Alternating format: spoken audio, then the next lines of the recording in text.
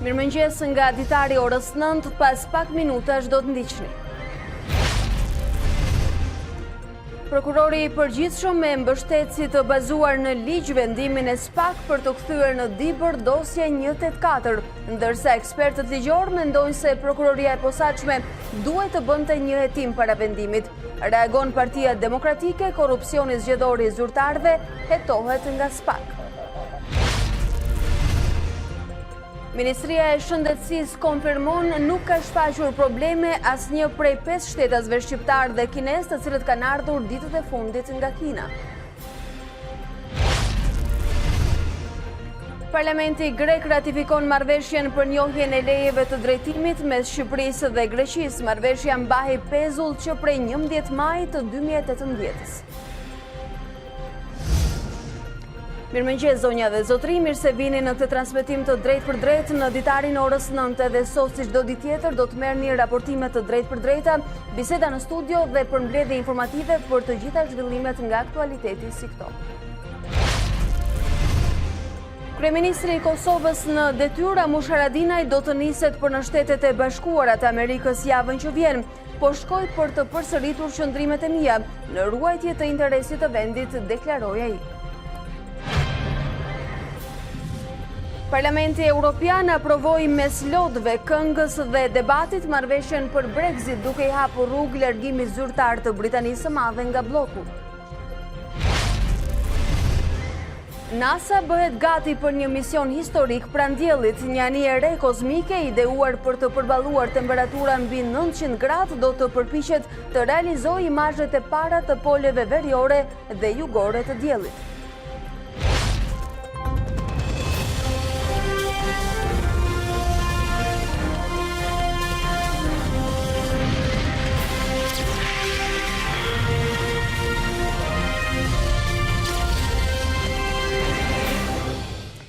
Me agendën e zhvillimeve më të rëndësishme të aktualitetit të orëve të fundit, e nisim edhe këtë hapësirë informative të orës 9. Fati i hetimit të dosjes 184 do të jetë në duart e prokurorëve të Dibrës.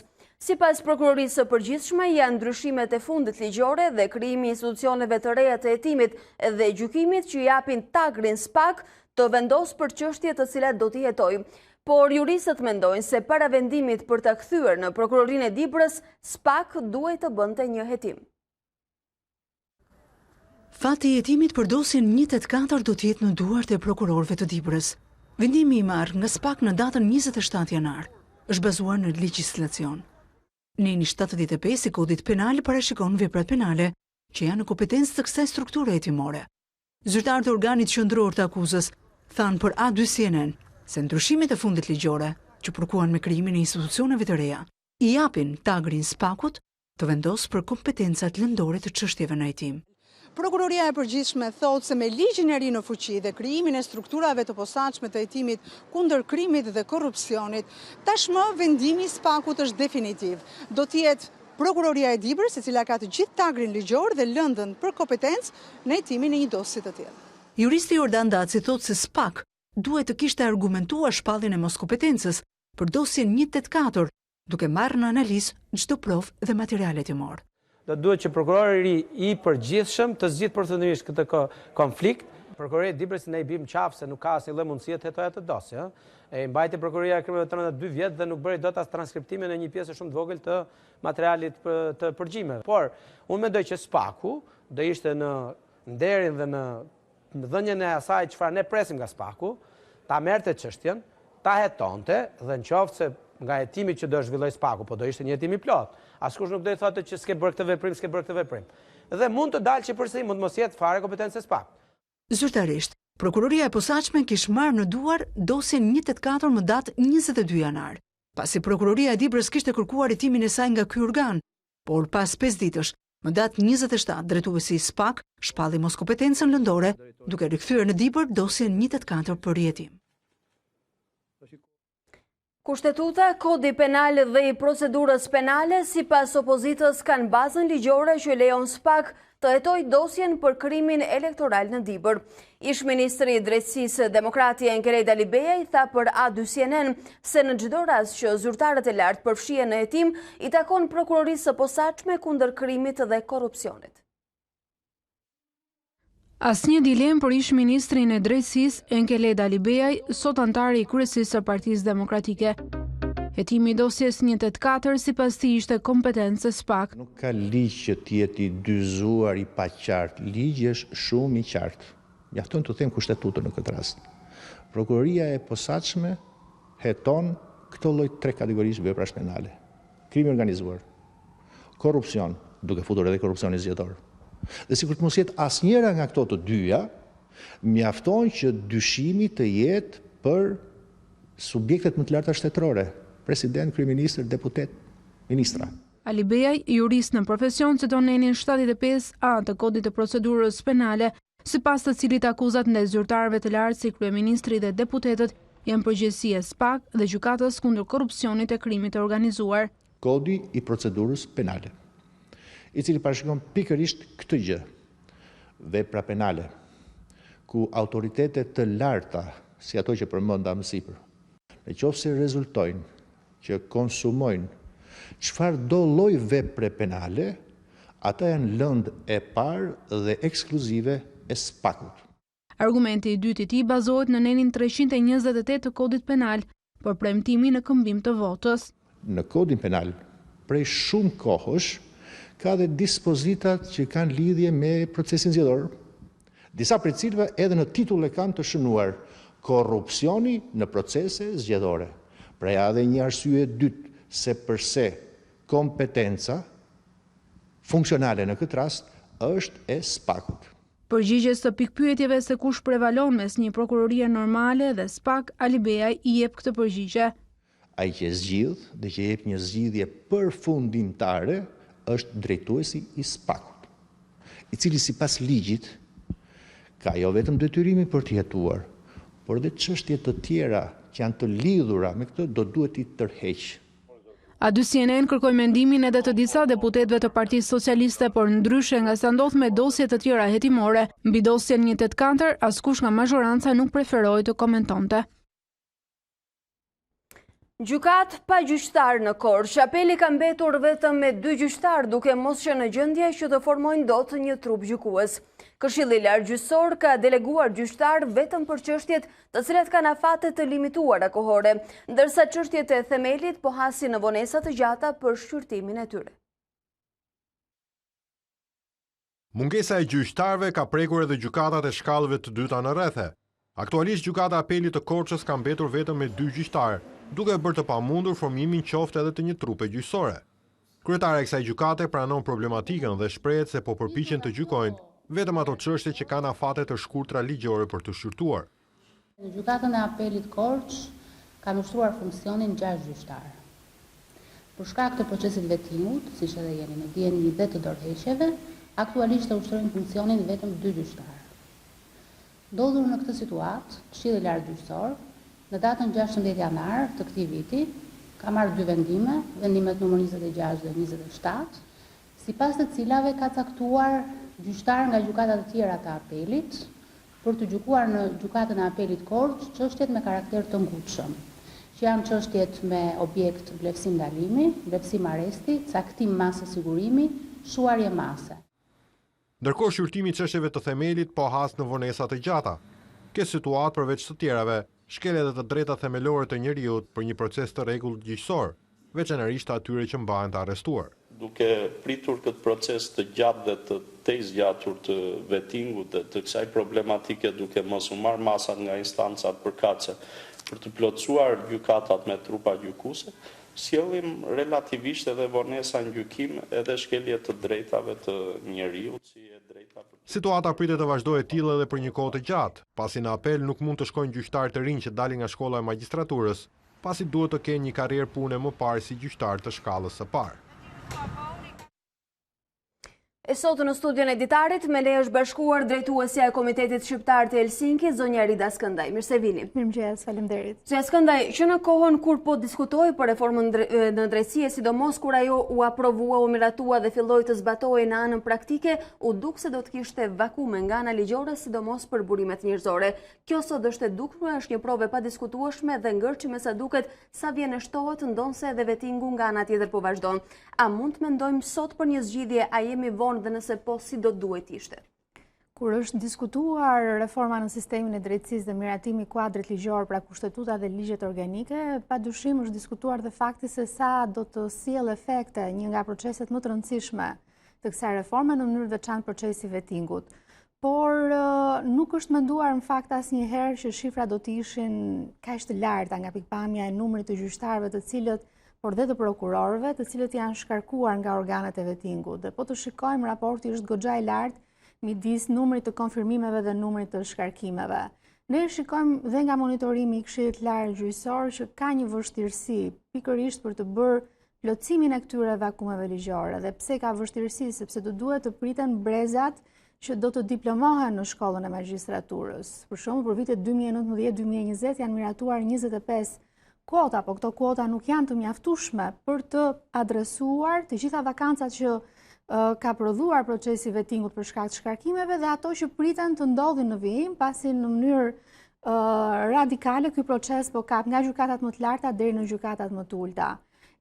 Teksa po monitorojmë veprimtarinë e Këshillit Lartë Gjyqësor, shikojmë që ka dhe vështirësi, pra nuk ka instrumenta ligjor që të bëjnë qoftë dhe përkohësisht plotësimin e këtyre vakancave dhe këto e kemi parë me zgjidhjen ekstra ligjore që Këshilli i Lartë Gjyqësor ka adoptuar për caktimin e përkohshëm për gjykimin e çështjeve të ekstradimit në gjykatën e lartë, e cila aktualisht është vetëm me një gjyqtar. Pra çështja është alarmante, është shqetësuese, kërkon padyshim reflektim, edhe pse në një situatë tepër të polarizuar politike, sepse kur bëhet fjalë për ndryshime, qoftë në kushtetut apo dhe në ligje organike, kjo kërkon një konsensus dhe një vullnet të gjerë politik, kërkon një konsultim shumë të gjerë me të gjitha aktorët dhe grupet e interesit dhe në këtë drejtim, edhe pse ndoshta mund të ishte rekomandueshme rishikimi i kuadrit ligjor, nuk është e thjeshtë sepse ashtu sikurse reforma në sistemin e drejtësisë mori një kohë relativisht të gjatë, edhe procesi i rishikimit dhe plotësimit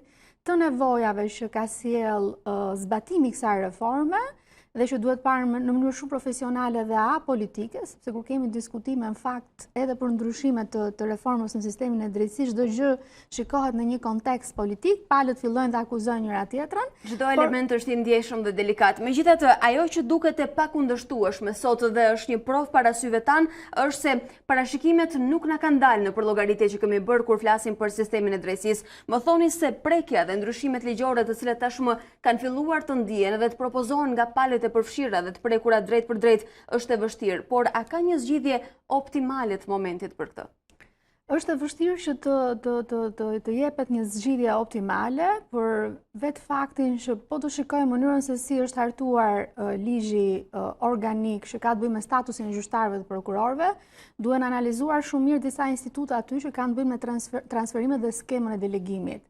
Nga ana tjetër, me vakancat e krijuara, trupa ekzistuese e gjyqtarëve, sado funksionale të jetë skema e transferimit apo dhe e delegimit, e cila prapë në vetvete mbart disa paqartësi dhe problematika nga mënyra se si është zbatuar, është e pamundur që kjo trup gjyqësore të përballojë ngarkesën. Pra, e thënë ndryshe, për të menduar për zgjidhje është shumë e vështirë për t'i dhënë, por një nevojë imediate që ka pushteti gjyqësor dhe që ka zgjidhjen në legjislacionin në fuqi është riorganizimi i gjykatave. Çfarë do të nënkuptoni me riorganizim gjykatash? Ligji për pushtetin gjyqësor parashikon pikërisht riorganizimin e gjykatave me qëllim që të ketë një ndarje të barabartë të ngarkesës së gjyqtarëve për çështjet që ata gjykojnë. Çka do të thotë që do kemi një riorganizim tërësor, do të ketë gjykata mend, do të ketë gjykata deg, dhe mënyra se si do të bëhet shpërndarja gjeografike këtyre gjykatave do të marrë në konsiderat pikërisht problematikën aktuale. Volumin e çështjeve që kanë gjykatat aktuale, pasi ka gjykata me volum më të lartë çështjesh dhe ka gjykata me volum më të ulët çështjesh, ka do të thotë që kjo pasjell një pabarazi në mënyrën se si gjyqtarët sot punojnë. Pra ka gjyqtarë në gjykata e Tiranës janë të mbi ngarkuar me dosje dhe ka gjyqtarë në rrethe të largëta gjyqësore që nuk kanë këtë ngarkesë që kanë gjyqtarët e gjykatës së Tiranës. Pra, një zgjidhje le ta themi do të nënkuptonte shpërndarja e punës ose balancimi i saj. Pra, riorganizimi gjyqësor fillimisht, pra nuk do kemi këto gjykata të cilat funksionojnë sot, kjo do të bëhet nga Këshilli i Lartë Gjyqësor dhe më pas do të shikohet mënyra se sa gjyqtarë do të caktohen në secilën gjykatë dhe do të mundohet pikërisht Këshilli i Lartë Gjyqësor të bëjë një shpërndarje të barabartë të ngarkesës. Në këtë drejtim puna në vlerësimin tonë dhe maj sa ne kemi parë, nuk ka filluar ende, kështu që kjo është një nevojë imediate. Për zgjidhjet e tjera, pastaj kjo duhet menduar në mënyrë shumë të kujdesshme, pasi edhe nëse flasim për plotësim të përkohshëm të vakancave, duhet kemi parasysh gjyqtarët që do bëjnë këtë plotësim të përkohshëm të vakancave ti përshtaten pikërisht nevojave të procesit gjyqësor dhe nivelit të gjykatës ku ata do të shkojnë. Në fakt, kjo ishte një nga pyetjet e mia. Këshilli i lartë gjyqësor tashmë është detyruar dhe i është imponuar që të bëjë transferime dhe delegime me mjete ekstraligjore, por a ndikon kjo drejt për drejt në cilësinë? Në parim mundet të ndikojnë në cilësi, nuk e di se sa në thelb e prek procesin, domethënë në parim fakti që kemi një gjyqtar gjykatës së apelit i cili dërgohet përkohësisht për të gjykuar një çështje për ekstradimin në gjykatën e lartë, domethënë krijon një problematikë. Edhe pse mirë se zgjidhem numrin në një moment të saktuar kur jemi në situatë delikate, por ndoshta të cënojmë produktin. Por është një proces i cili sado që të mundohet ta balancosh do të cedoj diku. Pra duhet kemi parasysh që dhe Këshilli është përballë një situate alarmante dhe emergjente. Pra dhe në vlerësimin tonë, domethënë nuk është e thjesht gjetja e zgjidhjeve konkrete. Kuadri ligjor në fuqi nuk i parashikon këtij Këshilli një instrument ligjor që të bëjë pikërisht këtë lëvizje. Pra nuk duam që ta paragjykojmë Këshillin të themi që kjo është rësisht e gabuar, sepse ka lindur si një nevojë. Por nga ana tjetër është një çështje e cila duhet parë me shumë kujdes në mënyrë të veçantë për atë çka mund të rregullohet në kuadrin ligjor në fuqi. Pra cilat janë ato instrumenta të cilat do ta bënin Këshillin më fleksibël në rregullimin e këtyre vakancave dhe vakumeve që ka krijuar procesi i vettingut, por që nga ana tjetër nuk do të cënojë standardin e dhënies së drejtësisë dhe të pavarësisë së gjyqësorit. Ju më thatë se ndryshimet ligjore nuk janë kaq të lehta për të bërë në këtë fazë. Megjithatë ka qenë Këshilli i lartë i cili ka kërkuar, gjithashtu edhe Këshilli i emrimeve në drejtësi, të cilët tashmë kanë propozuar për disa ndërhyrje. A i shihni të arsyeshme ato? Nuk jam njohur konkretisht me propozimet që ka bërë Këshilli i lartë gjyqësor dhe Këshilli i emrimeve në drejtësi, por nga monitorimi që ne po i bëjmë procesit, lind nevoja që të rishikohet kuadri ligjor, jo për të bërë një reformim tërësor, por dihet që nga zbatimi i legjislacionit në praktik ka problematika të cilat duhet adresohen më mirë. Për shembull, po ju marr problematikat që janë shfaqur në drejtim të gjetjes kandidaturave të përshtatshme që të plotësonin kriteret për në Këshillin e lartë gjyqësor, në Këshillin e lartë prokurorisë, Këshillin e emrimeve në drejtësi dhe në gjykatën kushtetuese dhe inspektorin e lartë drejtësisë. Çka ka zvarritur dhe kohën fizike për ngritjen dhe funksionalizimin e tyre. Ka ndikuar në vonesat pikërisht për ngritjen e këtyre institucioneve. A është e nevojshme që të shikojmë pikërisht kriteret që janë parashikuar pa dëmtuar cilësinë e kandidaturave, por të bëjmë një studim, a i kishin burimet e njerëzore të mjaftueshme dhe a i kemi për të bërë zvendësimet, sepse do të vi momenti që do të mbarojë mandati këtyre anëtarëve dhe do të zgjidhen anëtarë të tjerë. Pse duhen parë kriteret? Sepse është cënuar deri diku pjesa e konkurrueshmërisë. Pra, shumë për anëtarët e gjykatës kushtetuese ne kemi parë që për 4 vende vakante pothuajse kemi parë të njëjtat emra. Çka do thotë që e ka ulur konkurrueshmërinë midis kandidaturave. E njëjta gjë me Këshillin e lartë gjyqësor, me Këshillin e lartë prokurorisë, për anëtarët nga shoqëria civile apo nga avokatia, sërish ka patur problematika. Pra ju po më thoni se mënyra se si janë parashtruar dhe përcaktuar kriteret ka penalizuar, jo vetëm ka filtruar. Po, në të dyja kahët. Pra duhet parë së pari çfarë burimesh njerëzore ka vendi ynë. A i plotësojnë këto kritera apo si plotësojnë? Dhe pa cënuar, le themi, pjesën e meritës profesionale të këtyre njerëzve, se unë mendoj që kur shkon në gjykatë kushtetuese, patjetër duhet kesh një karrierë të konsiderueshme. Por po të shikosh e curin që ka pasur procesi i emërimeve në gjykatën kushtetuese, ka pasur një numër të lartë dorëheqjesh dhe ka patur gjithashtu vendime nga Këshilli për të mos lejuar kandidimin e disa njerëzve që nuk i plotësonin kriteret. Kjo në të ardhmen mendoj që kërkon një rishikim, pa dëmtuar cilësinë, por për të rritur konkurrueshmërinë e njerëzve që duan të jenë pjesë e instancave më të larta të sistemit drejtësisë, apo sikurse është rishikimi i kompetencës lëndore të prokurorisë së posaçme kundër korrupsionit dhe krimit të organizuar. Pra ne kemi dëgjuar deklaratat e kryetarit të KLP-s, i cili me të drejtë thotë që kjo prokurori me këtë kompetencë lëndore është e mbi ngarkuar dhe është e pamundur që të përgjigjet me eficiencë luftës kundër korrupsionit dhe krimit të organizuar, dhe ndoshta vlen të diskutohet a mundet që kjo prokurori të ketë në kompetencë vetëm çështjet që kanë të bëjnë me krimin e organizuar dhe korrupsionin e zyrtarëve dhe funksionarëve të nivelit të lartë. Po, në vlerësimin tim, mendon që të diskutohet dhe të rishikohet si një opsion, sepse nëse kemi një prokurori të mbi ngarkuar që nuk i përgjigjet gjitha çështjeve të korrupsionit, krimit të organizuar, atëherë kjo prokurori do të ketë probleme me eficiencën e saj. Me sa duket vend për shumë rishikime edhe ndërhyrje edhe nga ana ligjore dhe përfund dua t'ju pyet zonja Skëndej, e keni ndjekur këtë proces të rëndësishëm për vendin hap pas hapi, kur sot kemi një listë kaq të gjatë me ngërçe dhe probleme, vakume të shumta ligjore, a besoni se ekspertiza paraprake para nisjes së zbatimit të reformës ka qenë e mangët? Unë mendoj që pavarësisht problematikave që janë shfaqur gjatë fazës së zbatimit, sepse ka ndikuar negativisht konteksti politik, në mënyrë të veçantë ndikimi negativ që i kanë dhënë forcat politike për të mos e çuar përpara procesin, dhe atëherë kur ka pas nevojë për rishikime të ligjeve të rëndësishme për gjëra që do ta zhbllokonin procesin, duhet të kishte në fakt konsensus nga këto forca politike. Unë nuk mendoj që ekspertiza ka qenë e mangut, them që ka qenë një ekspertizë shumë e mirë. I vetmi problem që unë shikoj në mënyrën se si u hartua legislacioni i ri për reformën drejtësi ishte që koha sërish ishte deri diku jo e gjatë. Për shembull, nëse diskutohet në një vend të zhvilluar perëndimor që një kod i procedurës do të marrë 5 deri në 6 vite, të kemi në konsiderat që kushtetuta dhe 7 ligjet organike, një piramidë e tërë legjislacioni u hartua brenda një harku kohor prej 2 vjetësh. Por kjo nuk e cënon ekspertizën që kanë dhënë shumë ekspertë fushës si në pjesën ndërkombëtare dhe në ato vendase. Por patjetër që problematikat që kanë evidentuar mendoj se ka nevojë për një rishikim dhe reflektim kujdesshëm nga ligjvënësi. Pra me sa duket edhe këtu politika e ka ndërlikuar situatën. Unë ju falenderoj për analizën që sollët sot. Faleminderit juve.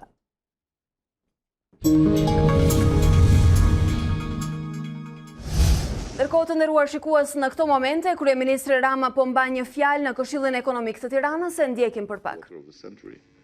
Based on not what we say, but on what the World Bank report underlines as a success story.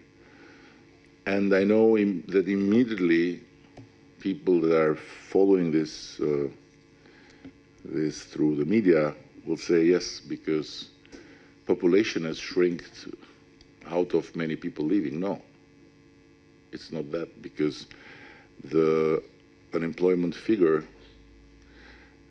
and percentage comes out of not the number of people that are living in this moment in the country, but of the whole Është Forumi Ekonomik I Tiranës ku kryeministri I vendit ka marrë fjalën duke folur kryesisht për sfidat me të cilat po përballet ekonomia e vendit, duke u fokusuar tek punësimi, I cili sipas tij qëndron aktualisht në një raport të drejtë me njerëzit të cilët aktualisht jetojnë në vendin tonë.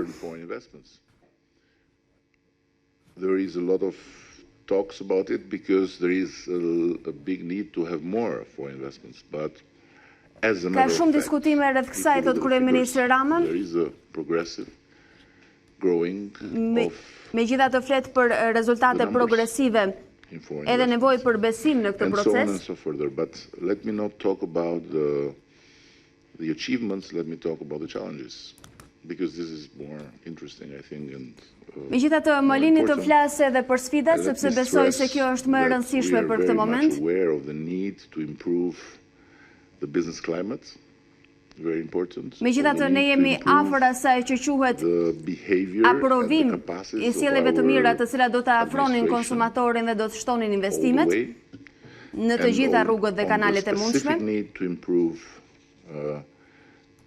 the part of administration that has to do directly with business activity.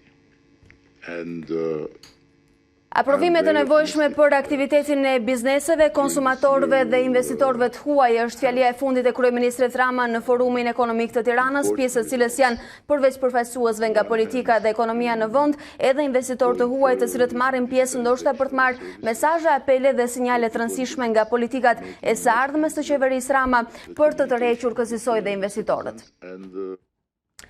Ne rikthehemi të tjera zhvillimeve, mbetemi në aktualitet. Komisioni I pavarur I kualifikimit konfirmoi në detyrë prokurorin Anton Martini, kandidat për SPAK. Vendimi u mor me shumicë të votave të antarëve të KPK-s, I cili para se të shprehej pati rehapur hetimin për Martinin pas denoncimeve në adresë të tij si prokuror I Shkodrës.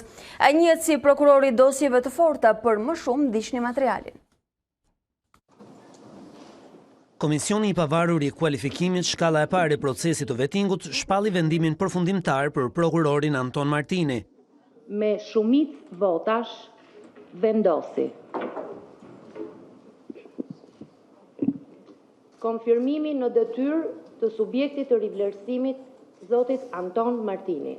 Prokurori i ish prokurorisë për krimet e rënda, kandidat për SPAK, kaloi me sukses të 3 filtrat e vettingut. Komisioni vlerësoi të justifikuar në burime të ligjshme pasurinë e tij, nuk konstatoi kontakte me element të bodës së krimit dhe vlerësoi si të duhura aftësitë e tij profesionale për ushtrimin e detyrës. Pasi zhvilloi seancën dëgjimore për Martinin në dhjetor 2019, KPK rihapi hetimin administrativ ndaj tij për shkak të një denoncimi të ri nga publiku. Në të pretendoheshin parregullësi ligjore gjatë procesit të rishpërndarjes së dosjeve hetimore tek prokurorët e Shkodrës, në kohën kur Martini ishte titullari i institucionit. Pretendimi u kundërshtua me forcë nga prokurori dhe rezultoi jo bindës për gjyqtarët e vettingut. Gjatë karrierës së tij, Anton Martini ka hetuar bandën e Durrësit, bandën e Cerikut, sulmin e armatosur ndaj policisë në Lazarat në vitin 2014, si edhe vrasja në këtë fshat të efektivit Reneas Ibrahim Basha. Ai është prokurori që ka regjistruar dosjen e famshme 339, hetim nga i cili u shkëput për shkak të transferimit në prokurorinë e Shkodrës.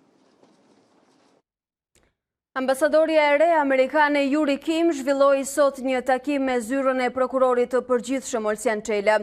Gjatë takimit të tyre të parë, ambasadorja e SBA-s uroi Çelën për zgjedhjen e tij në detyrën e re dhe premtoi ndihmë teknike të vazhdueshme nga SBA-t për të ndihmuar Shqipërinë në vijimin e zbatimit të reformës në drejtësi.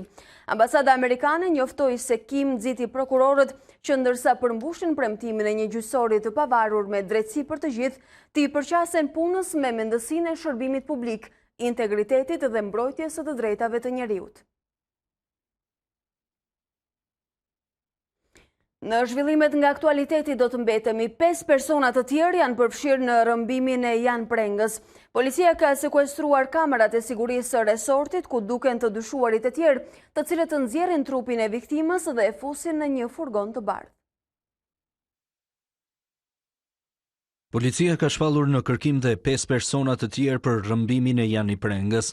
Burime pranë uniformave blu thanë se këta persona shfaqen në kamerat e sigurisë së resortit, ku dyshohet se 49 vjeçari humbi jetën. Hetuesit kanë sekuestruar këto kamera sigurie, ndërsa aty shihet se të dyshuarit dalin me trupin e viktimës të mbështjellë me qese. Njëri prej personave mban dhe një lopat në dorë, ndërsa trupi i viktimës futet në një furgon të bardhë.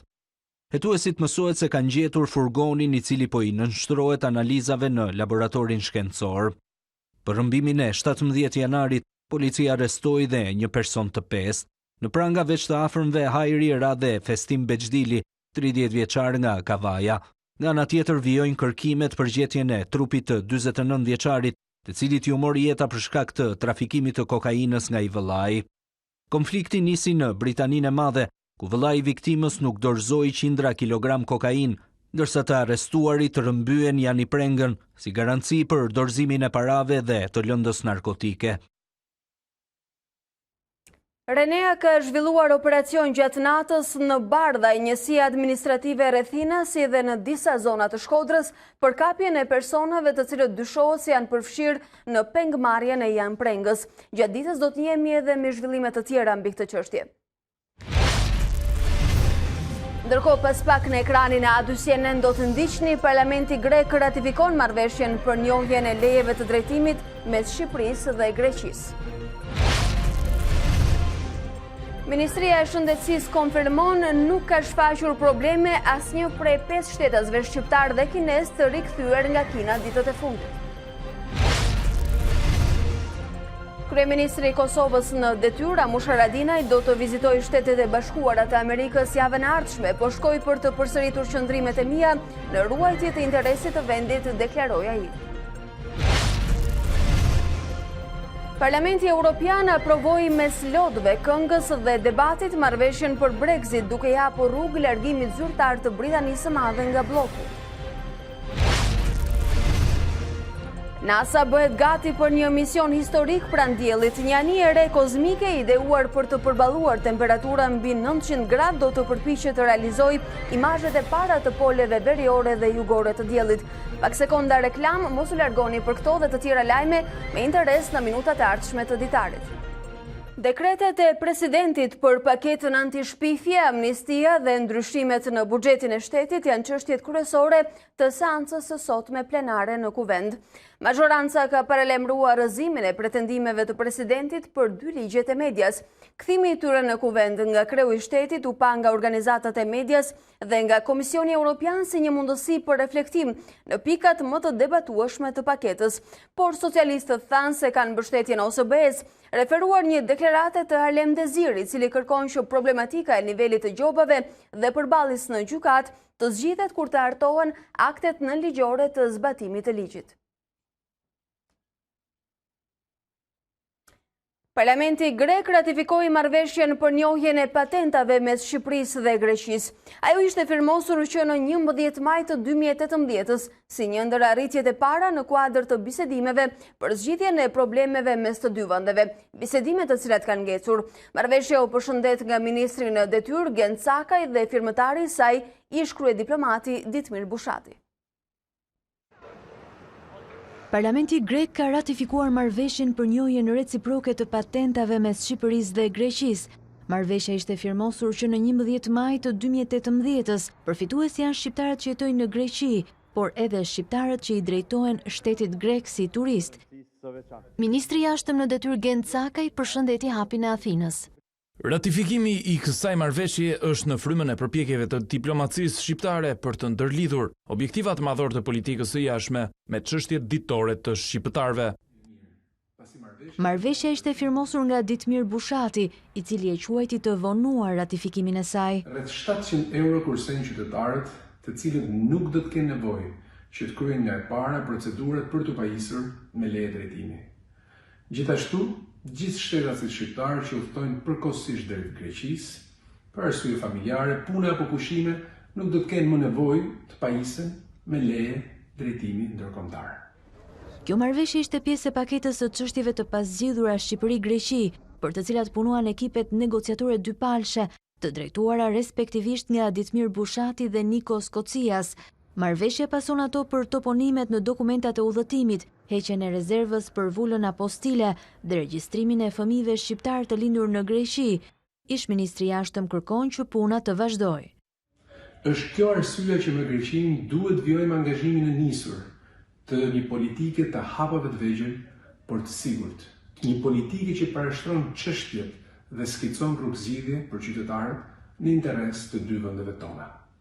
Ndryshimi i ministrave të jashtëm në dy vendet solli de facto edhe një pezullim të negociatave, ku mbeten ende pa marrëveshje, çështjet më të rëndësishme si ajo për kufirin detar. Agjencia e shpronësimeve do të nisë punën brenda aktiviti. Struktura e re pritet të lehtësojë procedurat e shpronësimit për pronarët që preken nga ndërtimi i rrugëve apo projekteve të tjera për interes publik, por nuk zgjidh ngërçin me çmimet, të cilat janë bërë shpesh shkaku kryesor për vonesat në përfundimin e tyre.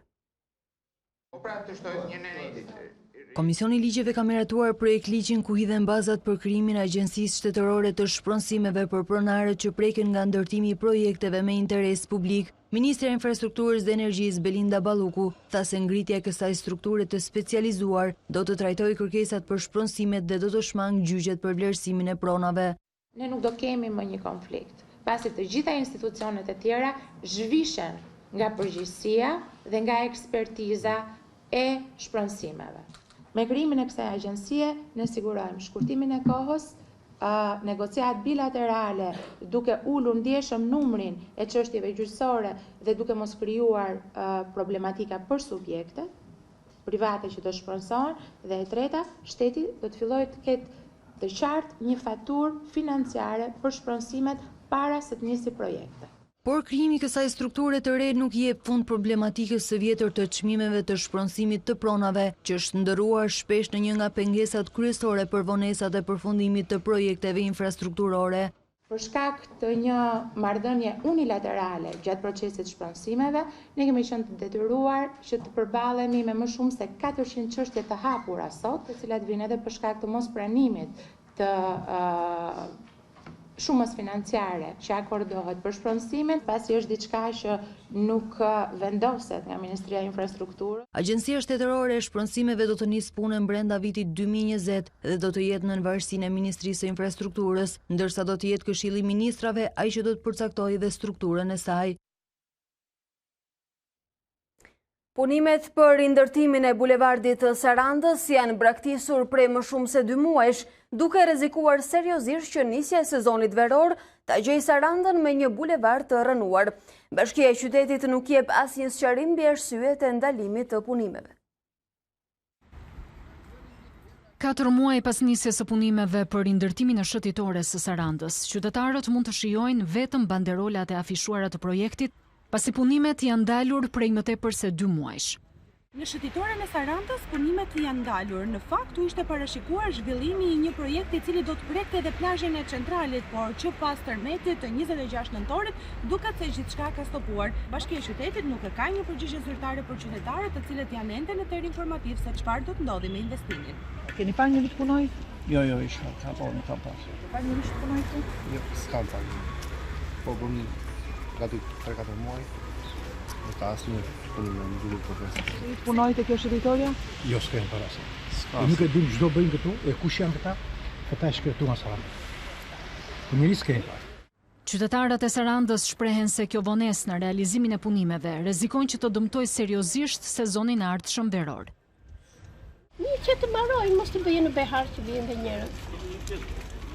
Është po kalon janari dhe s'është bërë zgjidhje tani. E do ta dëmtoj turizmin e Sarandës nëse kjo shëtitore s'është gati? Mendoni se do jetë gati? Thonë që do bëhet. E dëmton turizmin fakti që punimet nuk po ecin me ritmet e duhura? Si erdhi turizmi? Turizmi deri në prill do të kishte mbaruar do. Qytetarët sarandiot apelojnë për rifillimin sa më parë të punimeve dhe respektimin e afateve për të përfunduar projektin e bulevardit para nisjes së sezonit veror.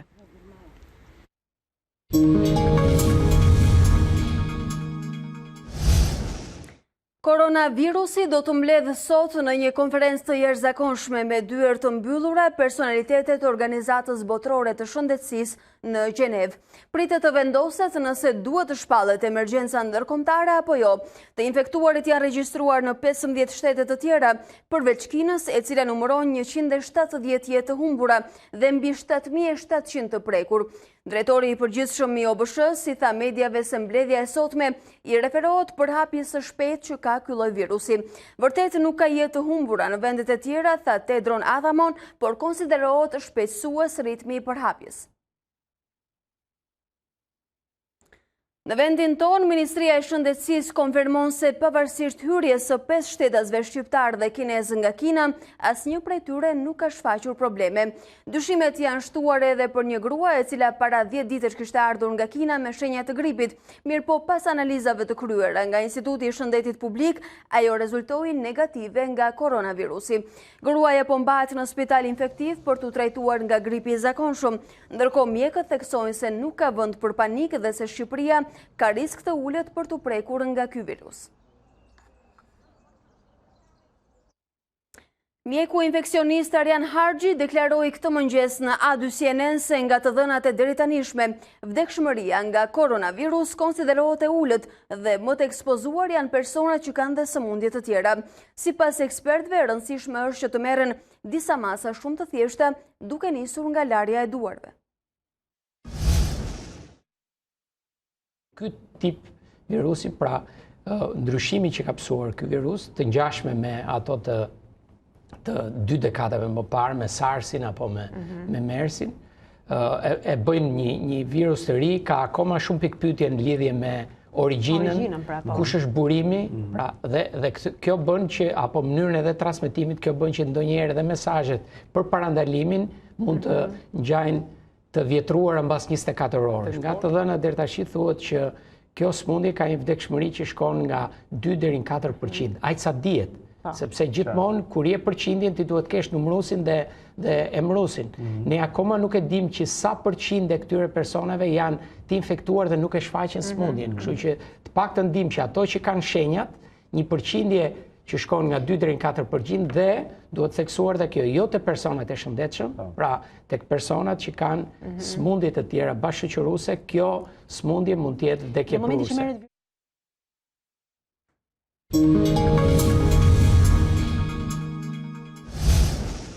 Parlamenti Evropian aprovoi mes lotëve, këngës dhe debatit marrëveshjen për Brexit, duke i hapur rrugë largimit zyrtar të Britanisë së Madhe nga bloku. Brukseli u shpreh gatshëm për bashkëpunim me Londrën. Parlamenti Evropian aprovoi kushtet e largimit të Britanisë së Madhe nga BE në një votim historik dhe shumë emocional. Përfaqësuesit e vendeve anëtare mbështetën bindshëm marrëveshjen për Brexit me 621 vota pro dhe 49 kundër, pas një debati në Bruksel. Pas ratifikimit, eurodeputetët shënuan largimin e Britanisë së Madhe, duke kënduar një poem në gjuhën skoceze. Ndërsa këndonin ata mbanin në duar shaje me flamurin britanik dhe evropian, ku shkruhej gjithmonë bashk. Në këtë seancë pati edhe nga ata që nuk i përmbajtën lotët. Presidentja e Komisionit Evropian Ursula von der Leyen shtryu dorën e bashkëpunimit duke theksuar se Brukseli do të ketë gjithnjë një dashuri të veçantë për Londrën. Përfaqësues të Britanisë theksuan se dëshironin që një ditë vendi të rikthehej në BE, por euroskeptikët e përdorën këtë seancë për të sulmuar unionin. Aprovimi shënon fazën e fundit të procesit ratifikues përpara largimit zyrtar të Britanisë në orën 23:00 të 31 janarit. Pas kësaj date, Brukseli dhe Londra do të kenë në dispozicion 11 muaj kohë për të negociuar marrëdhënien e re ekonomike. Plani i presidentit amerikan Donald Trump për paqe në lindjen e mesme po kundërshtohet edhe në arenën ndërkombëtare. Ish kryeministri suedez Carl Bildt, një herësh edhe ish ndërmjetësues i BE-s për ish Jugosllavin, lëshoi kritika të ashpra ndaj Shteteve të Bashkuara, duke lënë të kuptohet se propozimi i tyre është njëanshëm. Me anë të një statusi në Twitter, ai shprehet me bindje të plotë se diktatori serb Slobodan Milošević do ta donte një zgjidhje si ajo e presidentit Trump për Kosovën. Forcat serbe të sigurisë me kontroll të plotë të kufive, hapësirës ajrore dhe digjitale si dhe tregtisë, shkruan ish ndërmjetësuesi i BE-s. Ndërsa në fund ai ironizon me planin e Amerikës për paqe, duke shkruar se në të do të kishte dhe disa të drejta të kufizuara për shqiptarët e Kosovës. Ndërkohë, kryeministri i Kosovës në detyrë Mush Haradinaj përshëndeti planin e Amerikës për paqe në lindjen e mesme, ndërsa shpreson që një zgjidhje të propozohet edhe për Kosovën e Serbinë. Pas mbledhjes së qeverisë, ai foli edhe për vizitën që do të zhvillojë javën e ardhshme në Shtetet e Bashkuara. Ndjekim fjalën e tij. Në Amerikë, e din qëndrimin tam, e din bindjet e mia, shkoj me avancu ato, po jo për mu, është për kryeministrin që po shkon, po edhe për kryeministrin që vjen, edhe për qeverinë, edhe për venin. Nuk është e mirë kur kemi mendimet ndryshme për tema, po është e mirë kur Kosova është aty kur ruhet interesi edhe i teritorit, edhe i kufive, edhe ma shumë. Shohim dhe të rejat në sport, surpriza në ndeshjet e para të 1/8 të Kupës së Shqipërisë. Befësia më e madhe ishte humbja e Partizanit në Lezhë me rezultatin e thellë 3-0. Ndeshje e vendosur prej 45 minutave të para, me Beslidhjen që e sheh veten në pozita komode drejt çerekfinaleve. I papritur edhe frenimi në shtëpi i vllaznisë me flamurtarin. Takimin në Loro Boriçi përfundoi në barazimin 2-2 me Vlonjatët, që me gjithë problemet në kampionat nuk heqin dorë nga kupa. Në grupin A, Teuta dhe Tirana fituan 3-1 në transfert, duke hipotekuar kualifikimin. Surprizat nuk munguan as në grupin B, aty ku Skënderbeu dhe Kuksi u mjaftuan me fitore pa goleada, ndërsa Polonia kandidohet si e vetmja skuadre kategorisë së dytë që synon të kalojë mes 8 më të mirave, pas suksesit të pastër me luftëtarin. Ndeshjet e para të kupës mbyllen me sfidën ndërmjet Bylisit dhe Laçit. NASA bëhet gati për një mision historik pranë Diellit. Një anije kozmike e ideuar tashmë për të përballuar temperaturat mbi 900 gradë do të përpiqet të realizojë imazhet e para të poleve veriore dhe jugore të vetdiellit. Hëna nuk është më një destinacion aq ambicioz. Tani NASA i ka drejtuar syt nga dielli. Agjencia Hapësinore Ndërkombëtare thotë se një anije re kozmike do të udhëtojë pranë yllit, që është në qendër të sistemit ton diellor për një mision historik. Sonda do të përpiqet të realizojë imazhet e para të poleve veriore dhe jugore të diellit. Ajo pritet të lëshohet muajin e ardhshëm nga Cape Canaveral në Florida, Sipas NASA-s, anija kozmike do të shfrytëzojë gravitetin nga Venusi dhe Toka për të dalë jashtë orbite në një linjë me ekuatorin e Diellit, ku orbitojnë të gjitha planetet. Shkencëtarët shpresojnë se prej andej sonda do të arrijë të hedhë një vështrim në polet e Diellit. Orbituesi diellor është ideuar për të përballuar temperatura mbi 900 gradë. Për misionin, NASA do të bashkëpunojë me Agjencinë Hapësinore Europiane. Pas shumë ditëve me diell dhe shumë orëve të tilla në këtë muaj janar, do të shohim nëse Tanja Porja do të na sigurojë se dita e djeshme me rreshje të shumta e ka përmirësuar situatën me rezervat ujore në vend. Mirëmëngjes Alba, mirëmëngjes shikues të A24. Në fakt rreshtet e djeshme kanë qenë intensive, ka patur 3 momente ku rreshtet kanë qenë me intensitet shumë të lartë në zonat qendrore, kryesisht dhe më pak në zonat lindore të Shqipërisë. Megjithatë, duke qenë se kemi patur shumë ditë me diell dhe me mungesë të rreshjeve, mund të themi që deri në këtë momente është plotësuar diku tek 60% e normës së rreshjeve të janarit dhe me rreshjet që nuk i presim më në këto 2 ditë të fundit, pra mbetet muaj janar një muaj i thatë dhe rreshtet kanë qenë kryesisht të përqendruara në zonat perëndimore gjatë së hënës dhe të mërkurës, ku ka qenë dhe sasia e konsiderueshme e rreshjeve. Ditët e tjera kanë patur 1.2 apo 1.4 mm shi gjatë 24 orëshit, pra të papërfillshme si sasi rreshjesh ditore. Për sa i përket pjesës tjetër të ditës së sotme, kthjellimet sa vite fuqizojnë në të gjithë territorin, fillimisht në zonat perëndimore dhe gradualisht edhe në zonat lindore, ku kemi ende vranësira shumë të dukshme dhe rreshje të pakta, kryesisht në lindje dhe në juglindje, megjithatë mesdita dhe në vijim, sjellin kthjellim të gjithë territorit shqiptar. Temperaturat kanë mësuar një rënje të lehtë në orët e mëngjesit, rënja vijon e lehtë dhe në mesditë, megjithëse do të kemi mbizotrim të motit të kthjellët, më ndjeshme kjo rënje do të jetë në zonat lindore ashtu, sikundër ka qenë dhe në orët e mëngjesit të sotëm, por edhe në mesditë kemi rënja është më ndjeshme në zonat lindore, ku minimalja dhe maksimalja në zonat malore do të luhatet nga -2 në zonat e thella malore deri jo më shumë se sa 8 apo 9 gradë gjatë orëve të mesditës. Mbeten temperaturat maksimale në mesditën e sotme në zonat e ultërësirës perëndimore 14 apo në jug perëndim presim edhe 15 gradë Celsius, vlera këto mesatarisht 3 gradë mbi vlerat tipike të muajit janar. Ky është informacioni për sot, por edhe një analizë sasisë së rreshjeve të rëna gjatë të hënës dhe të mërkurës Alba, të cilat kanë bërë diçka në normat e rreshjeve mujore, por mbetet një muaj i thatë janari, ashtu sikundër ishte parashikuar këtu në A24 që në fillim të muajit janar. Me lajme të mira për motin dhe rezervat, Tanja Porja, ne të falenderojmë. Nderuar shikues, juve ju falenderojmë për vëmendjen e treguar. Këtu ka përfunduar Ditari orës 9, bashkë ritakohemi sërish me Ditarin orës 13, por ju vazhdoni dhe ndiqni informacionin edhe më tej në ekranin A24.